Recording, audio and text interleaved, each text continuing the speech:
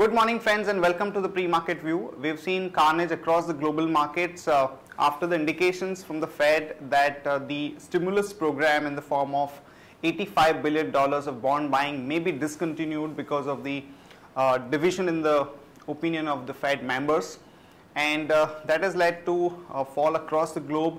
Also, we've seen that the data that came out from the European markets, particularly in the form of PMI manufacturing data, both from Germany and France, were weaker than expectations. However, the only positive takeaway is that the US markets were off the lows. And the other development that the markets are watching out for is the March 1st deadline, wherein the automatic spending cuts would be effective. So how the US authorities are dealing with this deadline is something that the market is watching about, but it's not that serious from a liquidity flow perspective. When we look at the Asian markets, most of the markets are marginally down about 0.25 to almost about 0.5%, and we've also seen sharp cuts across the precious metals. The gold is below 1600 to almost about $1580. Silver has seen a massive cut and has broken important support levels, and even the crude has actually come down to almost about 103.74. Same is the case with euro, which has come down to almost about 1.32, which is the lowest level that we've seen in the last about 3 to 4 months. And in terms of flows, the FIs were negligible buyers because there was a deal of Shriram Transport Finance in the cash market to the tune of 1600 crore. So if you adjust that, the net figure in the cash market is almost negligible. The domestic institutions were sellers to the tune of about 229 crore, and in the index futures, we saw a selling of almost about 488 odd crore by the FIIs.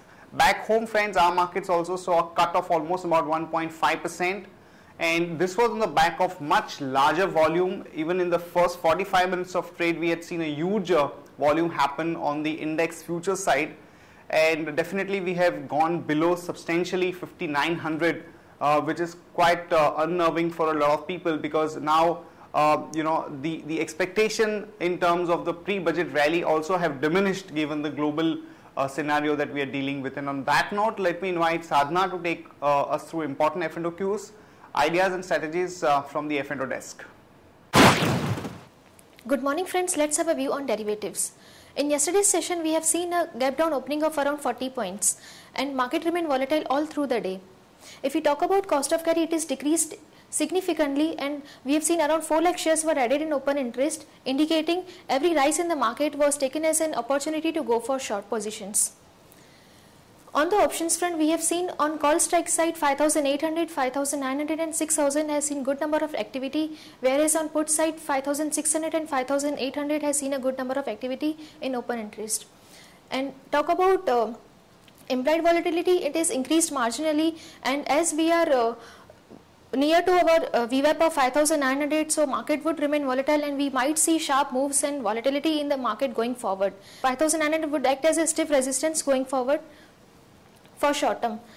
For intraday perspective, one can go for long Hexaware technology with a stop loss of 87.5 paisa, and one can go short on Adani Enterprises with a stop loss of 232.85 and Power Grid with a stop loss of 108.70. Thank you. Here are the important news and events that we are tracking. First of all, ABB Limited reported extremely weak set of numbers, particularly at the net profit level. The drop was almost about 73%, and the absolute net profit was 17 crore versus about 64 crore last year. And even at the top line level, there was a negative growth from about 2170 crore last year. The actual net sales was 2053 crores, so the numbers were not encouraging at all. In terms of another important development, the deal between Jet and Etihad has hit some kind of a roadblock on two important issues. First is that the number of seats that the Jet board could provide to the Etihad management, and the other one is the right to first refusal. There are some serious differences between the Jet management, the government of India and the Etihad management, and because of this there is a possibility of further delay in signing the share purchase agreement.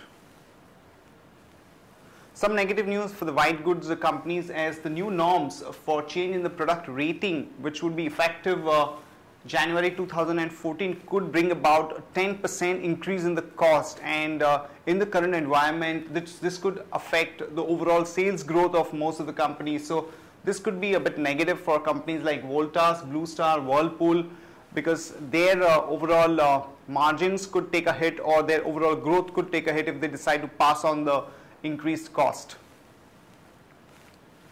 On Aurobindo Pharma, there was an important development, and the Enforcement Directorate had attached the properties of APL Research Center, which is an important research center for Aurobindo Pharma, and which could delay the product filing in USA. However, the company has said and clarified that the benefits from these assets are not substantial and would not really materially affect their operating performance, and they have already approached the higher authorities, which is tribunal, to seek some kind of a relief, and in the worst case scenario they are looking at a penalty of about 10 to 20 crore.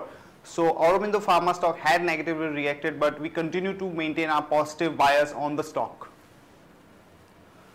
Network 18, some positive developments, as the company is looking to sell stake in two of their non-core assets like Yellow Pages and Ask Me services to monetize those assets, and also it's looking at doing some kind of a deal with Disney on various fronts. So that's something which is very positive. One can go long on Network 18 with a stop loss of 32.75 and a target of about 34.5 to about 35.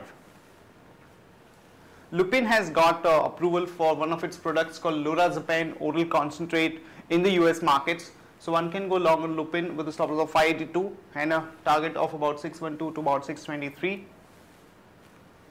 Tata Chemical, some negative news at its fertilizer unit in UP in Babrala. The overall production has dropped quite sharply because of the weak demand. So one can short Tata Chemical with a stop loss of 339 and a target of about 322 to about 315. That's it from all of us, friends. Have a great weekend and see you on Monday morning.